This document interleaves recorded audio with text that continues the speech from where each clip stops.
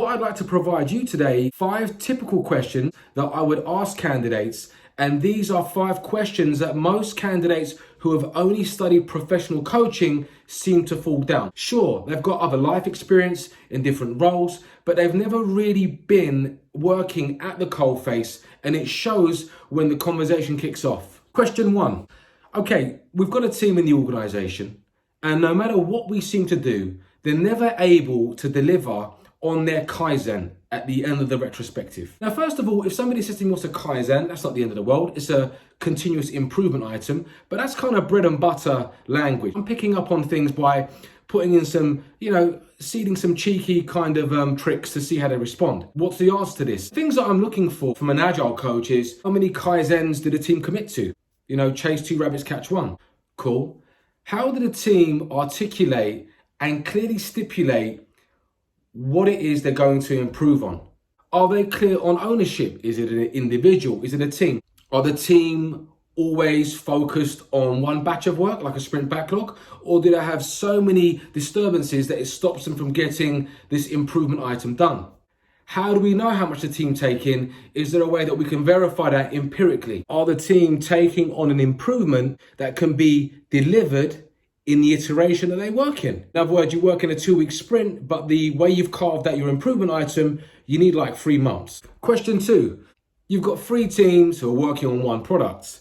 And every single time there's a release, there is like a huge tsunami of issues when these teams integrate all of the pieces to their puzzle, to this one release. Tell me a little bit about your thinking around this problem. So the kind of things that I'd like to hear from an agile coach is questions on how regular these teams integrate their parts which contribute to one product. Other things I'd want to see in their thought process. Okay, do the teams all have a clear understanding of how their part contributes to one overall big picture? If they do, where does that work live? Is there one backlog? Is there multiple backlogs? Is there one product owner? Are there more than one product owner? If there is, how aligned are they in what they're doing? How do those teams create alignment in what they are building? Same teams A, B, and C. What do they use to create that shared understanding of how they are contributing their bit to the bigger picture? Do they have a definition of done? Is there visibility on this? How do they continually work together? What are the mechanics? Are there multi-team meetings? Does team A have a sprint planning meeting? Is there representation from the other teams that come along to see what's going on there, so that other dependencies, or to surface parts of information around a domain that team doesn't know about? Question number 3. So we've got product owners in our organization, or people in product management, and they're really planning far out into the distance. We're talking 6 to 7 months at a great level of detail sometimes. And what this is doing is teeing up stakeholders to expect things to be exactly as planned in some cases. And also the teams feel under a lot of pressure to deliver. And as a result, we think they're dropping quality. What's your thoughts around this? What I'm interested in hearing about is the agile coach being able to surface the idea of the cone of uncertainty. The further you look out, the more wrong you're going to be. Now, they can do this and articulate this in any way that they like. I'd like to hear about how they go about educating. In other words, what would work look like if we understand complexity, or the cone of uncertainty? In other words, the right level of detail at the right time. In Scrum, this is the top of the backlog. It has got more granular information, and the stuff at the bottom of the backlog is much more abstract, because our learning is going to affect what happens as we iterate. I want to hear things around what could be behind that behavior. Is it because budgets are given out on an annual basis and product owners are incentivized to add as much detail as possible to justify their spend at the start of the year? And with that, what will the agile coach try to do about it? Where's the creativity in the conversation? In that, can they tell me if they can surface some of the empiricism and bring it to the awareness of the product owner to show that this big upfront planning is actually more costly and creates more risk? Question number 4. You're an agile coach, you should have an understanding of something bigger than this, a team, multiple teams. So I ask, we have an issue with end-to-end delivery involving multiple teams.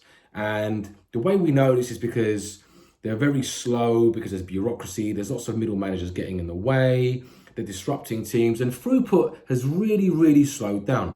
Where would you begin with this challenge? The types of things I want to hear is an agile coach introducing ideas Let's surface what is going on. Could be value stream mapping. I'd like to go in there, understand how we go from concept to cash, understand what value is, understand the entities or the teams involved in delivering on that value, what the dependencies are, how the teams are able to visualize their work. Is there a way that they visualize the lagging indicators or the delays and what's blocking what they do? You get an idea of what I'm getting at.